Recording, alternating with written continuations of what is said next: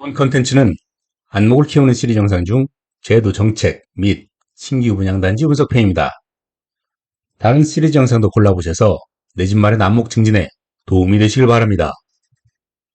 지난 9월 13일 기본형 건축비가 정기 고시되었습니다.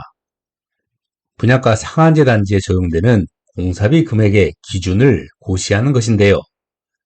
지난 3월 대비해서 3.3% 상승한 제곱미터당 210만 6천 원으로 4년여 만에 28%나 오른 금액입니다.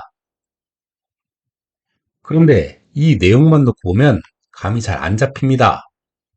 그래서 앞으로 분양할 분상제 아파트 분양가는 얼마나 된다는 건지, 단가가 200만 원 정도라는 것 같은데 왜 분양가는 몇 억씩이나 하는 건지, 오늘은 이 내용을 가지고 좀 차근차근 따져보는 시간을 가져보겠습니다.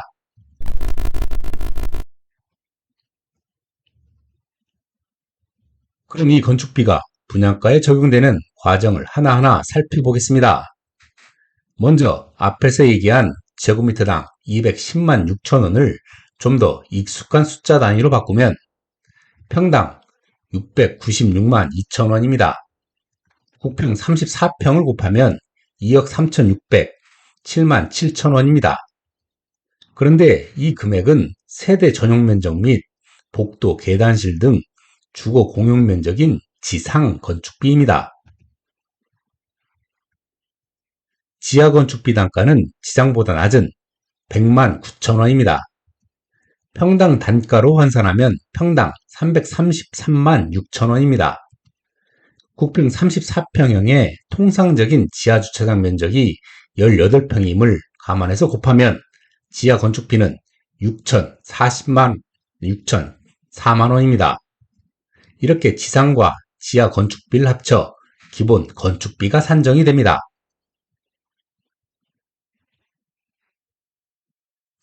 여기에 인정받을 수 있는 각종 가산비 항목들이 있습니다. 예를 들어 건축의 구조, 형식, 법정 초과 복리시설, 인텔리전트 설비 등등 주택의 편의 및 성능을 높이는 항목을 추가할 시 25%에서 50% 정도의 가산비를 보통 추가 인정받습니다. 가산비까지 적용된 건축비는 125%를 적용할 경우에 3억 7,093만 4천 원이 됩니다. 이것을 공급 평당 공사비로 환산하면 1,091만 원이 됩니다. 그러면 여기서 의문이 생깁니다. 언론지상에서 강남 재건축이 평당 공사비가 1,000만 원이 넘었다, 어쩌다 이런 정도의 얘기가 있었는데요. 분상제 건축비가 1,000만 원이 넘는다는 것인가? 그런데 강남 재건축 평당 공사비를 계산할 때는 보통 지상과 지하 면적으로 모두 합친 공사 연면적, 즉 계약 면적으로 산정을 하게 됩니다. 따라서 계약 면적으로 산정하면 평당 713만 원 정도가 공사비가 됩니다.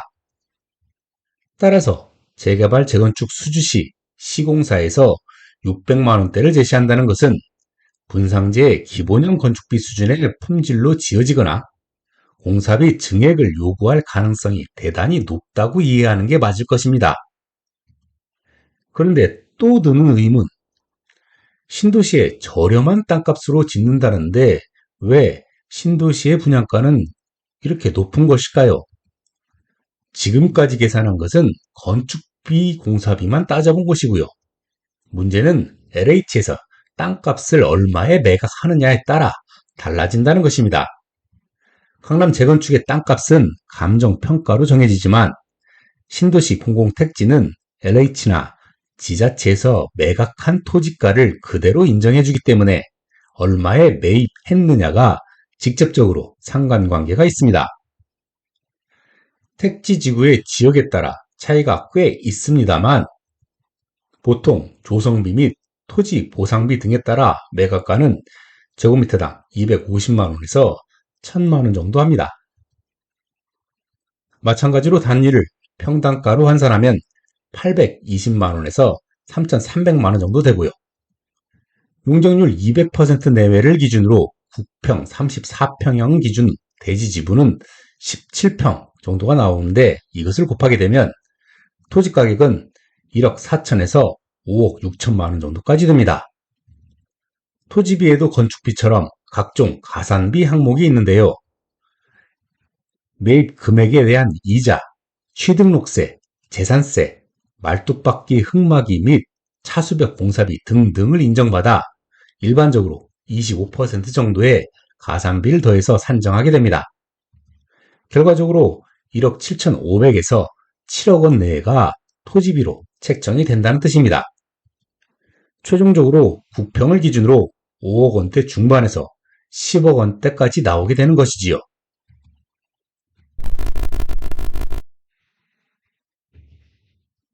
그러면 실제로 분상제 단지를 예로 들어 예상가를 산정해 보겠습니다.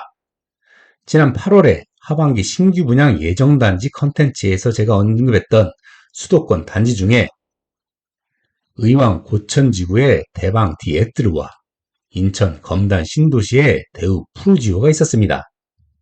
이 두 단지의 분상제 가격을 새로 나온 기본형 건축비를 적용해서 예상해 보겠습니다. 먼저 의왕 고천 대방 디에뜨르부터 보겠습니다. 당초 9월 초에 오픈 예정으로 홈페이지에 게시되었었는데요.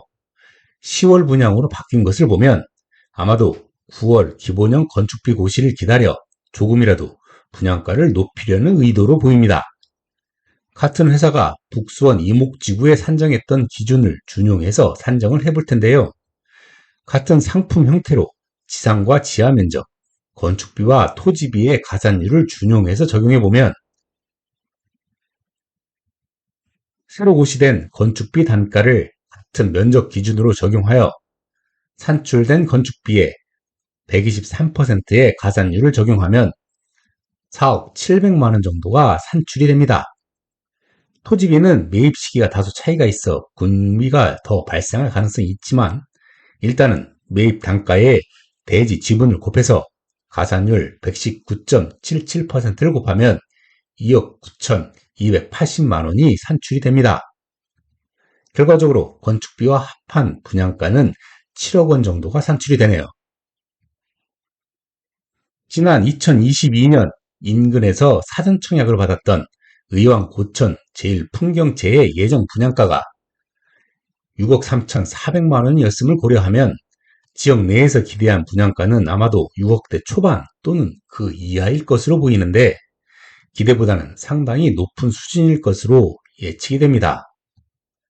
지금은 예측 수준이니까 최종 상품 및 분양가가 공개되면 다시 한번 자세히 살펴보도록 하겠습니다.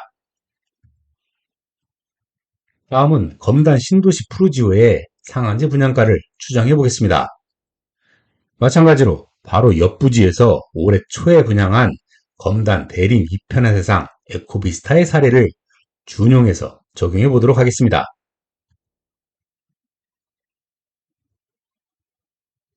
새로 고시된 건축비 단가를 최근 상품인 아테라 자유와 같은 면적 기준으로 적용하여 산출된 건축비에 122%의 가산율을 적용하면 3억 7천만 원 정도가 산출이 됩니다. 토지비는 매입 시기 및 조건이 같은데 기간만 9개월이 미뤄져 금융비가 좀 더 발생할 것을 감안해서 매입 단가에 대지 지분을 곱해서 가산율 126.88%를 곱하면 2억 400만 원이 산출이 되고요. 결과적으로 건축비와 합한 분양가는 5억 7천만 원 정도로 추정이 됩니다. 7월에 분양했던 아테라자이의 분양가보다 소폭 올라갈 수 있어 보이는데요. 연초에 분양했던 에코비스타와 비교하면 수요자의 체감 부담은 상당히 클 수도 있는 가격입니다. 마찬가지로 최종 상품 및 가격이 공고되면 다시 한번 자세히 살펴보도록 하겠습니다. 내 집 마련 실수요자의 입장에서는 분양가 상한제로 공급되는 아파트가 합리적인 가격에 내 집 마련을 할 수 있는 가장 좋은 기회일 텐데요. 물가 상승에 따른 기본형 건축비가 지속적으로 그리고 상당히 가파르게 상승하고 있어 신경이 꽤나 쓰이는 상황입니다. 공사비가 너무 가파르게 올라가고 있어 걱정하는 수요자들이 많아질 것으로 보입니다. 분양가 상한제가 아닌 단지 분양가는 더욱더 올라갈 수밖에 없으니까요. 너무 올랐으니까 안 사면 그만이라고 생각할 수도 있습니다. 하지만 문제는 높아진 분양가로 인해 분양성이 점점 더 어려워지면 사업자는 새로운 신규 공급을 시도하기 어려워지고, 그렇게 공급에 공백이 생기면 얼마 후에는 신규 아파트를 중심으로 다시 또 가격이 오르는 악순환이 반복될 수 있습니다. 정부의 적극적인 대책이 필요한 시점인데 매우 아쉽습니다. 오늘 준비한 내용은 여기까지고요. 구독자분들을 위해 항상 고민하고 더 유익한 컨텐츠로 다시 찾아뵙겠습니다. 감사합니다.